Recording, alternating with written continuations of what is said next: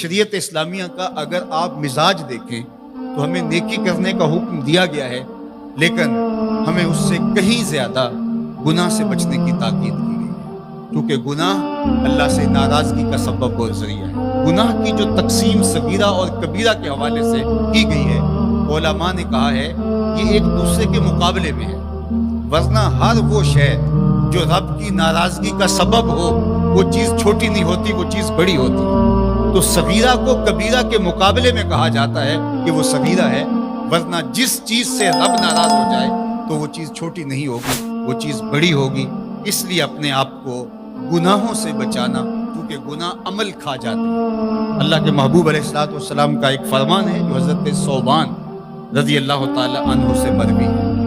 आका करीम अलैहिस्सलाम ने इरशाद फरमाया कि मैं उस कौम को जानता हूँ जो तुम्हारे बाद आएगी और क़यामत के दिन जब हाज़िर होगी तो उनके आमाल पहाड़ों जैसे होंगे, लेकिन वो अल्लाह ताला ऐसे उड़ा देगा जिस तरह ज़र्रे उड़ते हैं। हज़रत सोबान कहते हैं कि हमने अर्ज़ की हुज़ूर हमें ज़रा बताइए ताकि हम जान लें कि वो कौन है, ताकि हम अपने आमाल की हिफाजत कर सकें। तो आका करीम अलैहिस्सलाम ने फरमाया कि वो तुम्हारे जैसे लोग होंगे और तुम्हारी तरह के आमाल करेंगे।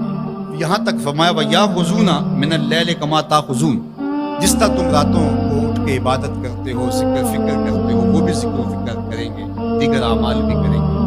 लेकिन फरमाया वलाकिन्नहुम अक़वामुन इज़ा खलो बिमहारिमिल्लाह इंतहकुहा, जब वो तन्हाई में जाएंगे तो अल्लाह के हदों को तोड़ेंगे। उनकी तन्हाइयाँ पाकीज़ा नहीं होंगी, उनकी तन्हाइयों में तक़द्दुस नहीं होगा, तो वो सब कीती कतरी पई खू मोहम्मद ते सिक्का बनिया ज़रदा, सारी कमाई उड़ गई, सब कुछ ज़ाया और बर्बाद हो गया। इसलिए नेकी करना बहुत अहम है, लेकिन गुनाह से बचना उससे ज़्यादा अहम है। इसलिए हमें अपनी ज़िंदगी का ये हिसाब लगाना चाहिए कि हमारी ज़िंदगी के अंदर कहीं बुराइयों की कसरत तो नहीं हो रही। अगरचे हम एक नेकी भी करते हैं, उसके मुकाबले के अंदर हम गुनाह भी करते रहते हैं, तो गुनाह हमारी ज़िंदगी को उजाड़ के रख देगा।